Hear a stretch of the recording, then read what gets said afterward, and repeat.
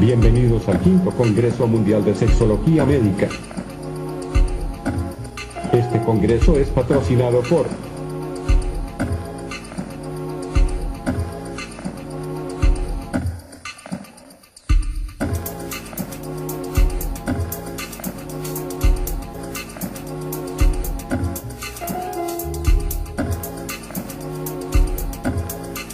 Hola, soy la doctora Nuria Vanegas de Guayaquil, Ecuador. Soy médico de profesión de base con algunas especializaciones en comportamiento humano y con respecto a sexología tengo la especialización en ISDEBA, que es el Instituto Sistémico de Buenos Aires, además de algunos otros diplomados en la misma línea. Con respecto al día de hoy vamos a trabajar en el erotismo como una aplicación terapéutica en los casos de disfunción sexual.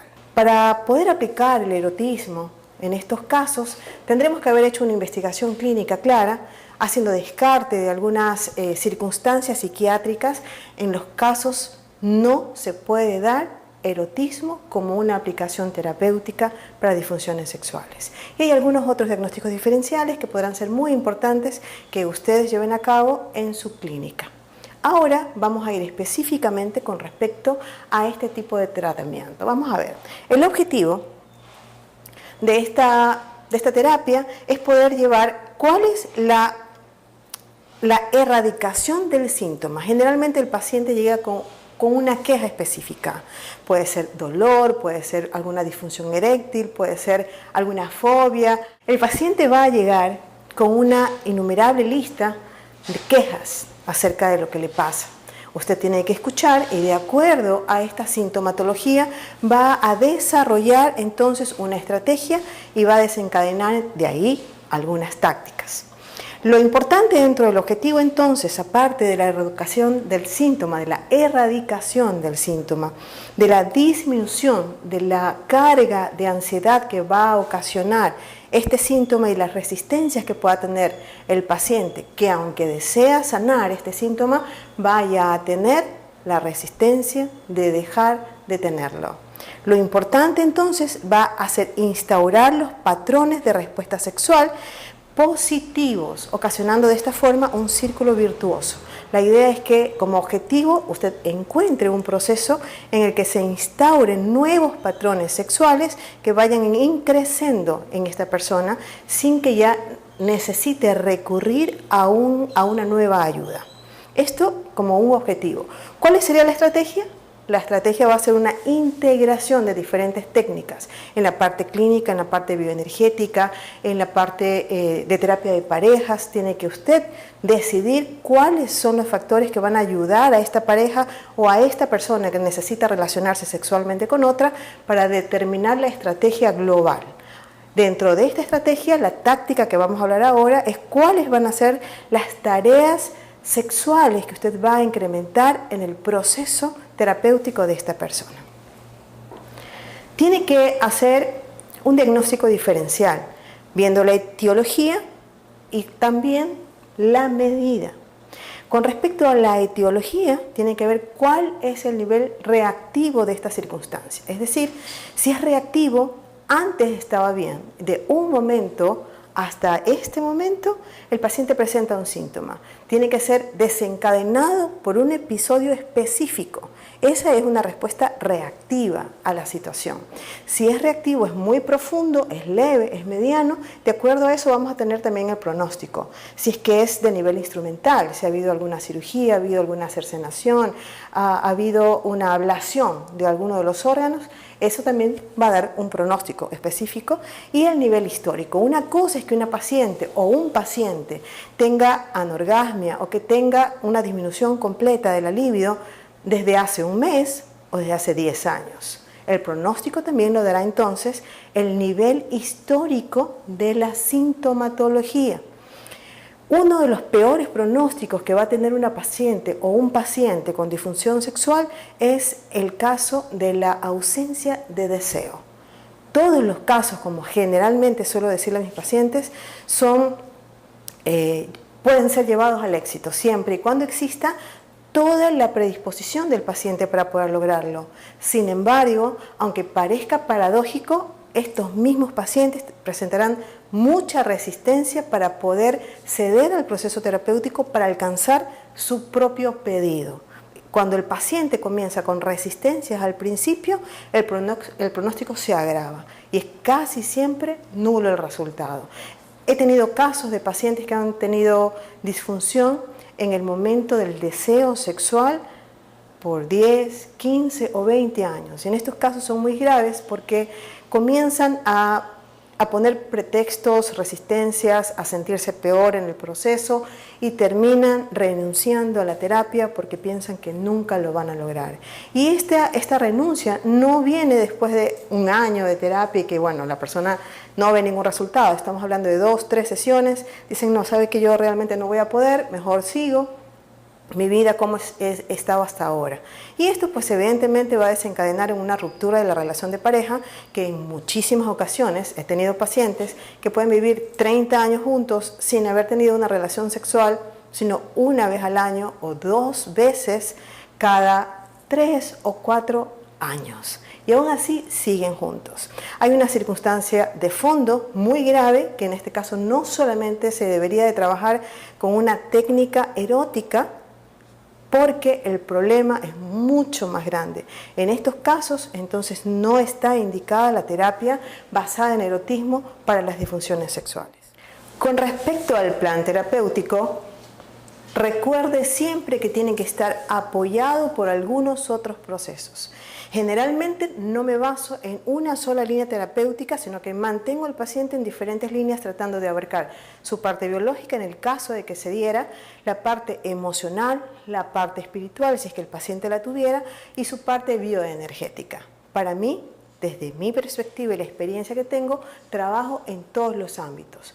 Ahora vamos a tocar solamente la parte de las técnicas eróticas en las disfunciones sexuales y vamos a ver que como tácticas dentro de la integración del protocolo vamos a trabajar algo que se llama placerización. Vamos a tener la placerización 1, la placerización 2 y vamos a ver algunos otros ejercicios que van a ayudar a estimular los órganos sexuales y van a llevar a los pacientes poco a poco a incrementar su relajación frente a la idea de tener relaciones sexuales e incrementar el placer. En las sesiones clínicas ustedes van a escuchar las historias, el proceso, el tiempo, la interacción con la pareja, van a investigar las creencias familiares, los constructos familiares y se deberá de trabajar en todos estos puntos.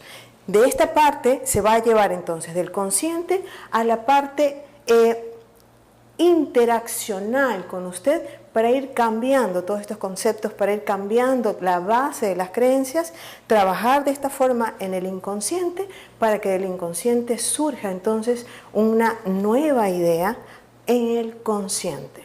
Porque solamente cuando el paciente trae todas estas ideas, estos subterfugios que tiene el subconsciente que le impiden llevar a cabo estas tareas eróticas, usted va a poder trabajar de una forma más fluida con respecto a estas tareas. En la terapia sexual basada en el erotismo va a haber algunas técnicas específicas. Como les había mencionado antes, tenemos la placerización.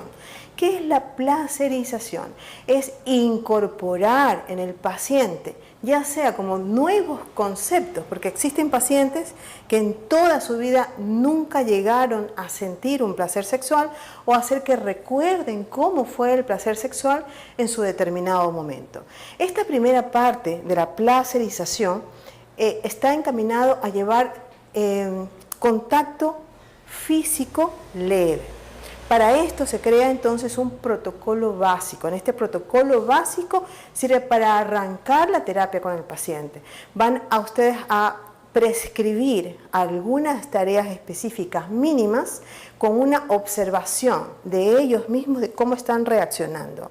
Si tuviera una pareja física y una pareja permanente de esta persona, se le va a pedir que la pareja sea el observador de las reacciones frente a las circunstancias y que esta misma persona también sea su propio observador y el observador de la pareja en el proceso que va implementando las tareas que se le pongan a hacer. ¿Por qué es importante esta observación? Porque van a traer además todo su sentir frente al proceso y la intervención suya, que usted va a estar presente en el momento que estas dos personas se junten al ejecutar estas tareas. ¿Cuál es la reacción? cuál es la sensación, si la otra persona va a poner una resistencia porque va a sentir que lo estás haciendo porque él o la terapeuta te manda, pero si es conmigo, no es conmigo, no lo estás sintiendo, no lo estás pensando, o esta persona se traba porque lo trata de recordar paso a paso, de una forma técnica, todo aquello que se hubiera indicado. Ahora, ¿cómo es esta técnica de placerización 1? La técnica de placerización 1 es la aproximación física donde las personas van a entrar en un contacto físico mutuo. Es recomendable que sea uno por uno, que uno tenga un rol pasivo y el otro tenga un rol activo, dependiendo de cuál sea la disfunción. Si la disfunción es que yo no me puedo acercar a la otra persona, entonces la otra persona tendrá el rol pasivo y el que tiene la dificultad comenzará a tener una aproximación física. Usted determinará el grado de aproximación física que prescriba, que podría ser simplemente tóquele los antebrazos, por ejemplo. Es decir, que en esta placerización 1 no va a poder ser posible que se toque ningún área sexual primaria. Es más, está prohibido que estas personas lleguen a un contacto físico con estas áreas. Dependiendo el grado de fobia, dependiendo el grado de rechazo, deberán de tener cubiertas estas áreas. Hay pacientes que he trabajado que solamente al pensar que van a hablar de un encuentro sexual sin emitir ninguna palabra, entran en una crisis de ansiedad, sin que haya existido un abuso previo, que por lo menos la persona pueda referir, que sus familiares puedan referir, que nadie sabe. Y esto entonces detiene la técnica y tienen que trabajar en el abordaje del concepto de las relaciones sexuales. Esto es muy importante porque usted tiene que ir trabajando en un límite muy pequeño, una delgada línea que va a separar de una tortura a llevarlo a un placer. Por lo tanto, vaya reconociendo hasta dónde la persona puede llegar a acariciar. Puede acariciar los pies, las piernas, las manos, los brazos, los antebrazos, tal vez la espalda, y luego hacer un cambio. La persona que estaba tocando toma un nivel pasivo y va a ser acariciado. Puede ser acariciado simplemente con un contacto físico y pueden determinar, es por 1 minuto, lo puedes hacer por 5 minutos, qué tal te va a los 2 minutos, a los 10 minutos, e ir intercambiando y ver qué le produce mayor resistencia y mayor placer, ser tocado o tocar. Y de esta forma se puede ir incrementando. Si es que hay alguna parte que le produce un poco más de placer, en la siguiente tarea usted tiene que exacerbar un poco esa parte y disminuir aquellas que le produzcan resistencia. Si usted considera que en este momento puede aumentar la presencia de algún aceite con algún aroma, existen algunos aromas que pueden ser afrodisíacos, pueden usar canela, puede usar naranja, puede usar vainilla, por ejemplo, pachulí. Si es que la persona no fuera alérgica, si es que no tuviera algún problema, que es muy importante preguntar también. Pueden poner en la atmósfera una música. Hay mucha música que se dice en internet que es erótica. Tienen que tener cuidado porque hay muchas que son relajantes y pueden llevar a la persona a dormirse y perder la intención sexual. La música recomendable es aquella que va a seguir algún ritmo de percusión que lleve el ritmo del movimiento sexual. Si usted siente que en esta música hay alguna percusión o la voz está llevando este ritmo de este movimiento sexual, podría estar indicada para que la paciente o el paciente o la pareja ponga de fondo. El estímulo, por lo tanto, debe ser multisensorial. La música, pueden poner aroma, si es que es alérgico a los inciensos, puede hacer aromaterapia con los aromas que recién mencioné y comenzar esta sensación del contacto. Usted también puede preguntarle a esta persona si es ávido a la lectura, si usted tuviera conocimientos de programación neurolingüística, se puede dar cuenta si es que la persona es auditiva. De esta forma se puede hacer que conversen algún tema que sugiera caricias. Le pueden ir relatando cómo serían las caricias para luego hacerlas y de esta forma va a tener un estímulo multisensorial. Esto solamente es en la primera parte, que es la placerización 1. Cuando usted ya ve que no existe ningún tipo de resistencia a este tipo de caricias que se puede durar una sesión o pueden ser 10 sesiones, dependiendo del grado de resistencia de los pacientes, usted puede pasar a la siguiente fase, que es la placerización 2. Una vez que los pacientes ya se sienten cómodos con la placerización 1, donde se les ha indicado que en ningún caso debe de haber un coito, en ningún caso debe de haber un contacto con los genitales, se pasa a la placerización 2, donde sí va a estar incluido el contacto con las áreas sexuales primarias. Inclusive se puede llevar a un coito no exigente. ¿Qué es un coito no exigente? Que no se va a requerir que las personas lleguen a un orgasmo, que no se va a requerir un tiempo determinado, simplemente que haya una penetración y que ambos se sientan confortables. Igual, pedir la observación, pedir que cuenten la carga emocional en cada una de las fases.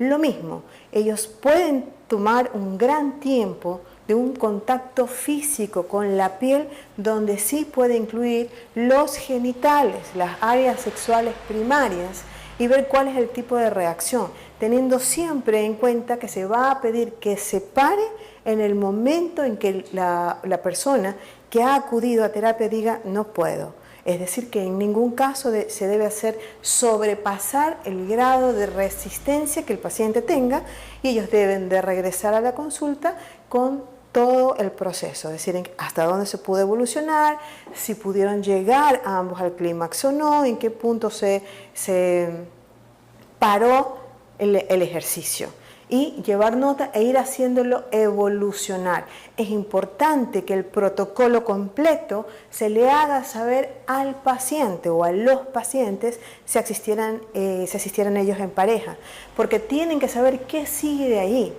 Las personas que tienen una disfunción sexual llegan con muchísima ansiedad, con muchísimos miedos, y si usted no le indica todo el proceso que se va a seguir y cuáles son las expectativas, que pueden tomarse todo el tiempo necesario, que no existe un ritmo normal o un ritmo anormal, ellos van a ir avanzando mucho más calmados, y esto les va a ayudar para que sea un factor de éxito para el proceso terapéutico. Puede ser que durante todo este proceso usted pueda intercalar algunas otras técnicas avanzadas, como por ejemplo puede ayudarle a la persona a incrementar su imaginería, es decir, las fantasías. Si es que la persona tiene trabas al momento de tener fantasías, que puede hacer que la pareja diga, yo quiero que piense en mí, no que piense en otra persona, hay que explicar todo el significado y cuál es el estímulo que va a tener el hecho de que las personas puedan tener fantasías. Les pueden ayudar a tener fantasías, ya sea mirando videos, revistas, relatos, libros, si es que fuera necesario el estímulo externo para que estas personas puedan crear. Inclusive se les puede enseñar a conversar entre sí acerca de sus fantasías.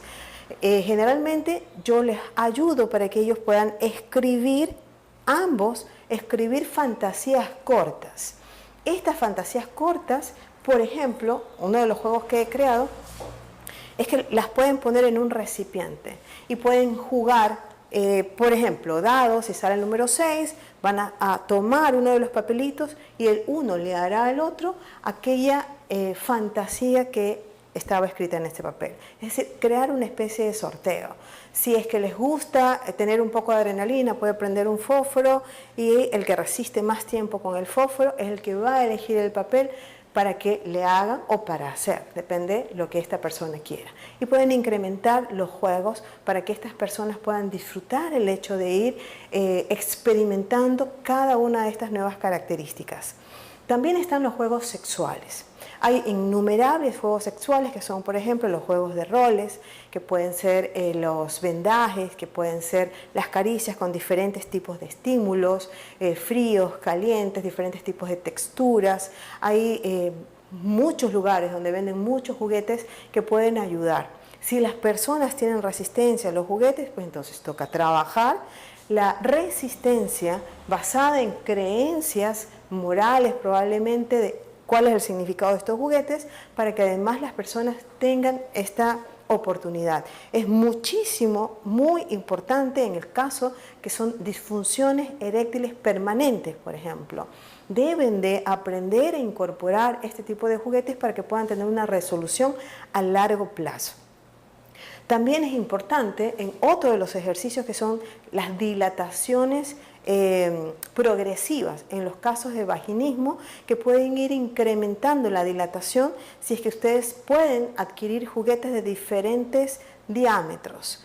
De esa forma pueden ir incrementando un juego y ayudando a la persona que tiene vaginismo para que pueda ir teniendo una dilatación progresiva y que vaya siendo placentera, con una admisión y placer también de su pareja, para que esto le quite la culpa y no incremente entonces la resistencia de su vagina o el vaginismo. También es muy importante enseñarles la autoestimulación.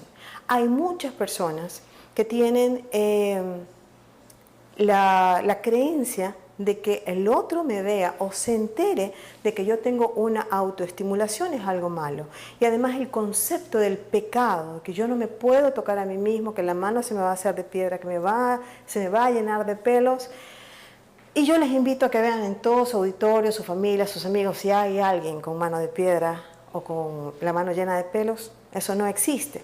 Y eso es algo que también se tiene que trabajar en la consulta para poder borrar esos conceptos e irles ayudando a que encuentren un mapa morfogénico de cómo irse tocando. Una de las indicaciones que yo les doy es que las personas se tienen que poner aceite en su cuerpo si es que no tuvieran alguna resistencia y que se van a ir tocando poco a poco a sí mismo y van a ir valorando. Supóngase en el hombro, ¿cuánto placer sentí? 1, 2, 3. Entonces les doy un esquema corporal y ponen en el hombro 1, en el ombligo 8 y en cada sector de su cuerpo van a irlo teniendo.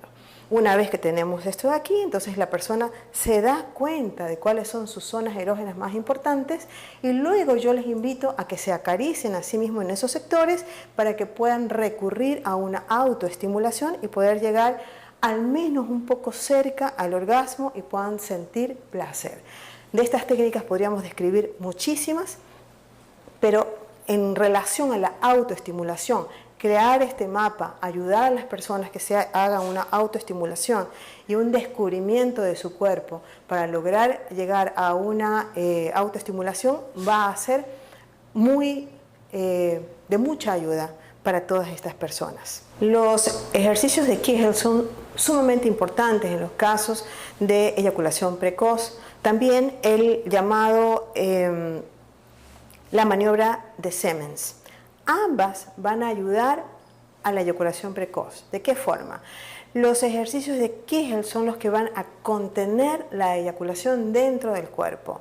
Para esto se va a hacer que el paciente o la pareja del paciente, lo pueden hacer en conjunto, tenga una masturbación del caballero en este caso, y él debe de ir sintiendo cuando se aproxima al orgasmo.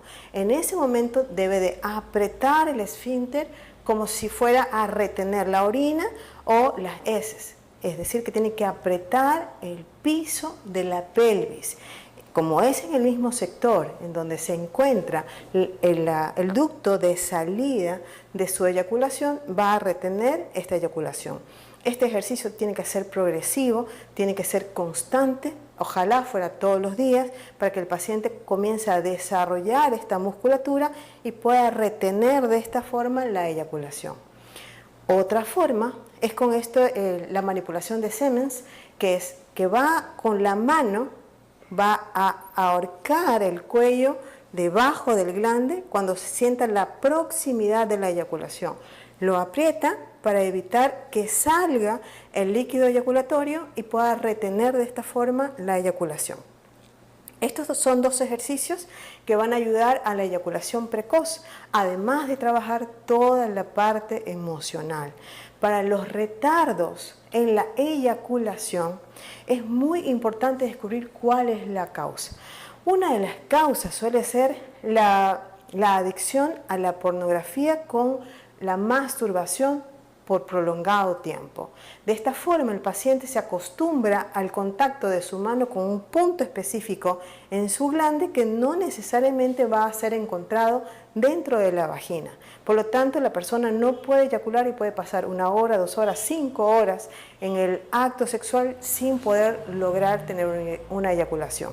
En este caso, sirve mucho la focalización.